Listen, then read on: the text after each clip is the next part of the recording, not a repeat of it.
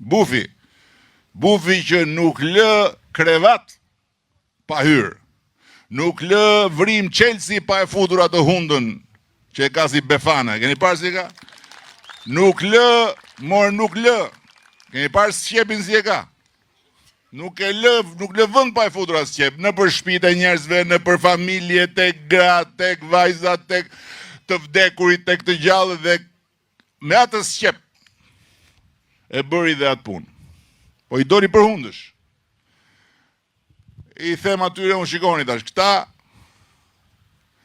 sot kanë nxjerrë në gazet fotografitë e mia private, në jetën time private. Kur unë kam qenë me dashurën time në jug të Francës, as nuk më shkonte mendja në herë në botë se do kërkoja vota në njeri i lirë, edhe çfarë do të bëj unë tani? T'ju them që s'jam unë, jo, më unë jam. Do t'i shpërtheu një broritje e madhe aty. Thashun, po këta janë rregull. Kur po dilja jashtë ishte një djalë aty, se harroj atë. Gjithë tangërllika i kështu, mosha juaj, ishte votuesi i parë, me i xhup. O plak tha. Erdha tha se jam votuesi i parë tha, e kisha nda menin tha me votu për ty tha, po desha me të një gju qa do thoshe për këtë punë tha, po nuk më ke shgënjy tha. Halal vota ime.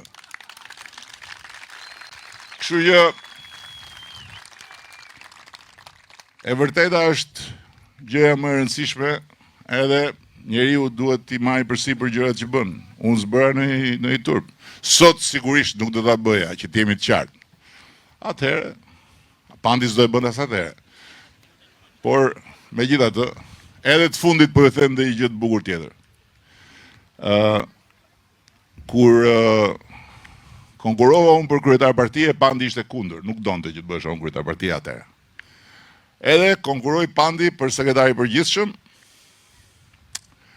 edhe fituam të dy. Pandi ishte kundër me. Fituam të dy dhe të nesme në shkojmë të Partia Socialiste, njëri të zyra kryetarit, tjetëri të zyra sekretari i përgjithshëm, se çfarë do bëjnë tani? Edhe i shkojmë Pandit në zyrë. O Pandi thashtë se ishim shok, prej shumë vitesh, po nuk donte që të bëhesh unë kryetar partie. Kishte hallë se do t'i prisha partinë e bukur. Edhe i them, o Pandi, tani ne s'kemi çfarë bëjmë, jemi të dënuar të punojmë bashkë. Më tha mua, kështu, si e ka Pandi. Tha, shiko tha, që të flasim për bashkëpunim, tha, duhet të plotësosh dy kushte. Çfarë kushte që tash unë? Duhet mos veshësh më çorave të kuqe dhe të martohesh. I plotësova. Shumë faleminderit për martesën avash avash, keni kohë. Keni kohë. Shumë faleminderit gjithëve, edhe në 11 maj për ju sipas meje është fat. Pse? Se shumë kushtu është votuesi i parë, votuese e parë, dhe nuk ndodh gjithmonë. Do merrni pjesë në shumë zgjedhje, zgjedhjet gjitha janë të rëndësishme, pa diskutim, por janë zgjedhje midis partish, midis kandidatësh etj etj. Nuk ndodh gjithmonë që të kesh në dorë me votën tënde të bësh historinë e vendit tënd. Në 11 maj vota është për historinë. Sepse me atë votë, dhe nuk është, ma besoni këtë gjë, nuk është një votë që ne të marrim 71. Se 71 duhem për të qeverisur pa pasur në përkëm njëri tjetër. Se ne 71 nuk diskutohet që do t'i marrim. Çështja është një votë që ne të kemi fuqinë që në përfaqësimin e Shqipërisë dhe në të gjitha detyrat e shtëpisë që janë këtu deri në 2027 për negociatat, për ligjet, për vendimet, të mos kemi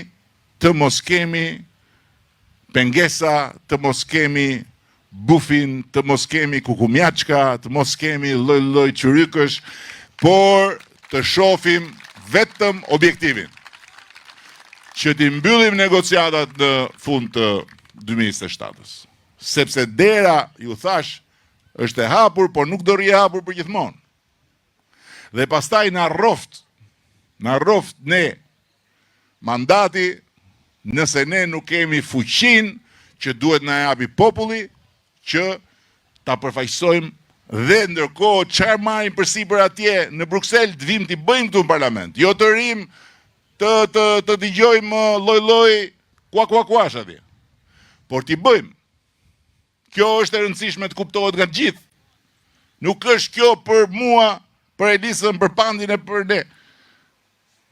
Se po ja përsëris dhe herë tjetër, sikur bota të kthehet përmbys, Partia Socialiste nuk i merr kurrë më pak se 71. Nuk i ndodh.